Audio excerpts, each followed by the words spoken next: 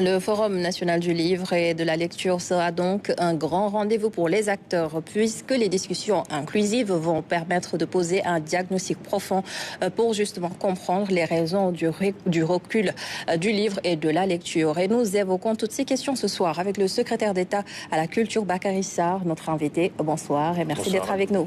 Bonsoir.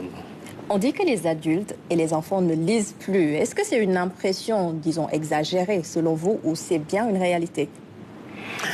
Je vous remercie. On a l'impression que c'est une impression, mais de plus en plus, quand on regarde un peu les résultats au niveau scolaire, ce que disent les acteurs, les spécialistes des enseignants, le monde de l'éducation, on se rend compte également qu'en écoutant également les enfants parler, les élèves, les étudiants, on se rend compte qu'il y a naturellement des difficultés, notamment dans la manière dans la maîtrise justement de la langue, mais également le niveau des résultats a substantiellement baissé. Ça pose beaucoup de problèmes, ça pose également un certain nombre d'interrogations sur les enseignements, sur les mécanismes d'apprentissage, mais également sur la manière dont de plus en plus les enfants doivent s'intéresser à la lecture et à l'apprentissage. Et justement, parlant d'intérêt, pourquoi justement ce forum de la lecture et du livre et quels sont les objectifs recherchés? Alors, lors du Conseil des ministres du 5 février 2025, Monsieur le Président de la République a instruit le ministre en charge de la Culture d'organiser un forum national. Le constat était que, justement, le livre, la place du livre doit revenir justement dans sa circonscription, mais également dans la manière dont le livre, l'édition, les lecteurs doivent naturellement s'inscrire dans une dynamique de politique publique. Et donc c'est dans cet objectif-là que le Forum cherche à replacer les livres au cœur de ces politiques publiques, faire en sorte que les mécanismes de transmission, au niveau de l'éducation, au niveau des espaces de transmission, au niveau des apprentissages, que les livres retrouvent justement cette place qui est la sienne dans les processus de transformation, surtout dans l'agenda de transformation du Sénégal 2050, au cœur des politiques de développement et au cœur justement des politiques d'éducation et d'apprentissage. Et comment ça va se passer justement concrètement? Sur quel mécanisme vous comptez vous appuyer pour arriver à replacer le livre et la lecture au cœur de ces politiques dont vous parlez? Et on rappelle également qu'il s'agit de la première édition de ce forum. Alors, dès que Monsieur le Président de la République a donné cette instruction, le ministère en charge de la Culture a mis en place un comité scientifique qui a travaillé sur un certain nombre d'aspects depuis lors. Alors, le comité, d'abord, s'est attaqué un petit peu à la thématique. Quelle thématique il faudra mettre en place pour le forum? La thématique du forum, c'est justement l'éducation par le livre pour une souveraineté éclairée. Ce sera justement la thématique générale. Mais en même temps, le comité scientifique a travaillé à mettre en place un dispositif pour que l'ensemble des acteurs, les spécialistes, les experts, sur toute la chaîne du livre, les éditeurs, les libraires, les écrivains, les lecteurs, de manière générale, l'ensemble de la chaîne du livre, on a envoyé, on a convoqué l'ensemble des acteurs pour réfléchir sur comment mettre en place le dispositif de préparation. Et c'est dans ce sens-là donc que le comité scientifique a travaillé sur un certain nombre de thématiques, à diviser justement des groupes dans les orientations du travail. Alors, les groupes de travail ont établi un certain nombre d'axes. Parmi les 5 axes ont été mis en place. Le premier axe doit travailler justement sur la question du cadre réglementaire de la chaîne du livre dans tous ces aspects. L'autre axe, c'est justement la question de l'édition et justement l'édition et la création Ça, c'est le deuxième axe. Le troisième axe tourne autour du numérique et des innovations du patrimoine. Et l'autre axe, justement, c'est la question des langues nationales. Donc, le comité scientifique a travaillé sur ces axes-là.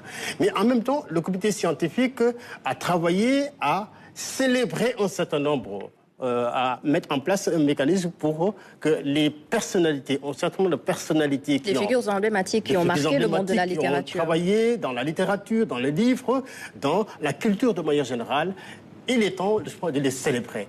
Nous avons donc choisi 5 personnalités qui sont assez représentatives dans la manière, dans leur travail et dans ce qu'ils estiment, ce qu'ils ont fait pour le livre et pour la culture au Sénégal.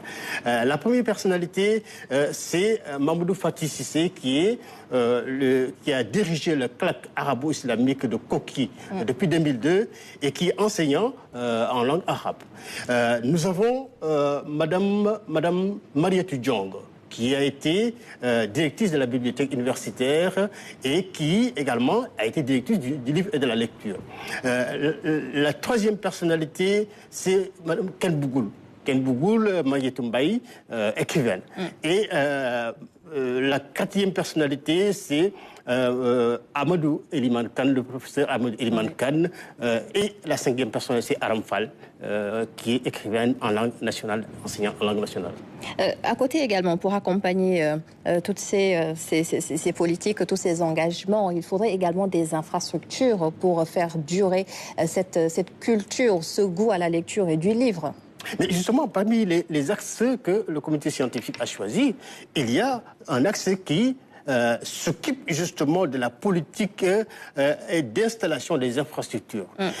Installer des infrastructures, c'est faire en sorte que dans tout le territoire national, qu'on puisse dérouler un programme de politique d'installation, de construction des bibliothèques publiques, aussi bien dans les écoles que dans les espaces départementaux. Faire en sorte que chaque Sénégalais, où qu'il soit, qui peut lire, peut trouver justement une bibliothèque pour trouver des livres et faire en sorte que justement les enfants renouent avec la lecture, que ce soit la lecture avec le livre physique ou alors la lecture avec le livre numérique. Et justement, en parlant d'infrastructure, il y a ce passage du Conseil des ministres de ce mercredi qui dit qu'il faut réhabiliter, je le lis pour vous, les bibliothèques et centres de culture sur l'étendue du territoire national, mais le communiqué ne s'arrête pas là. Il faut également la relance des nouvelles éditions africaines du Sénégal ainsi que la poursuite du projet de réécriture de l'histoire générale du Sénégal.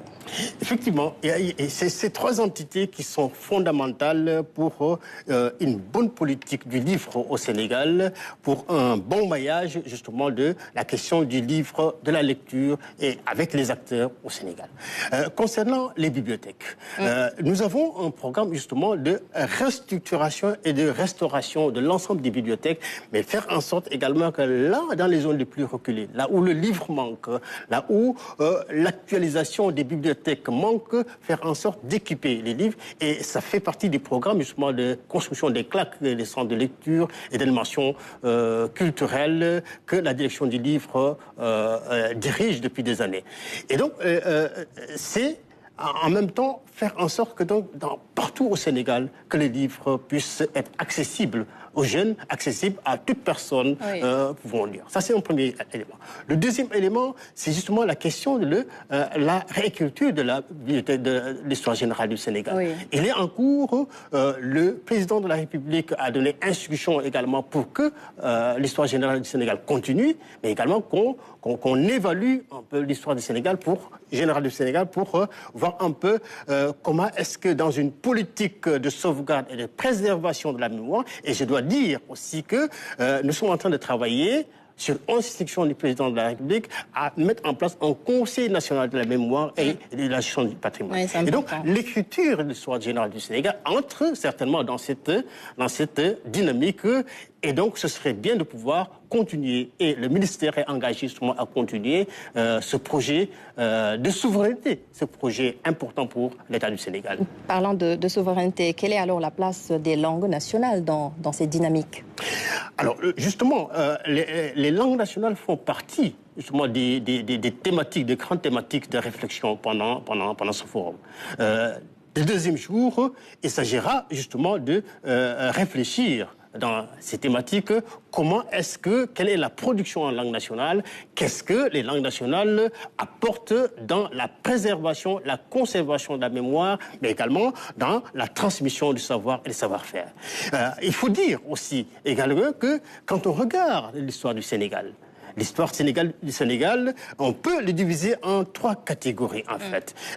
L'histoire qui est écrite en langue française, l'histoire qui est écrite en langue arabe, l'histoire qui est écrite dans notre langue nationale. Et donc, ces 3 configurations épistémologiques organisent justement la production littéraire, la transmission des savoirs, mais également la chaîne du livre au Sénégal dans l'histoire et dans les acteurs, ce qu'ils ont produit et continuent de produire. Il est important donc de peser, de faire le point sur ce qui a été produit, cette production qui est abondante et il faut revaloriser, il faut la faire connaître, il faut naturellement l'intégrer dans les programmes d'enseignement. C'est ça. Alors, on rappelle que le forum va démarrer demain et les discussions vont durer 2 jours. Oui. C'est ça. Merci beaucoup d'avoir été avec nous ce soir, Bakary Sarr. Je rappelle que vous êtes le secrétaire d'État à la culture. Merci beaucoup. Le FMI et le Sénégal sont au même niveau.